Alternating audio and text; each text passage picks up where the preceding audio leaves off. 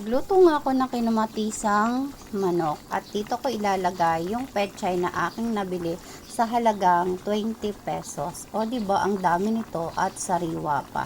Kaya kapag kayo mamamalengke, mag-ikot-ikot muna kayo dahil marami kayong mapagpipilian kapag hindi agad kayo nabili. Titingnan nyo muna kasi yung iba merong mas maganda at meron naman pinakamaganda na mabibili natin. Tulad nitong nabili ko, natsambahan ko nga ito na 20 pesos lang at tingnan nyo ang dami niya, diba?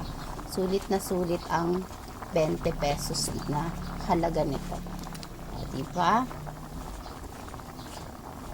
So, ito yung aking kinamatisang manok. Lalagay ko lang yan dyan at akin niyang tatakpan para maluto siya. Kayo ba, saan nyo to gagamitin o anong luto ang gagawin nyo kapag kayo ay nakabili ng pechay na gaya nito?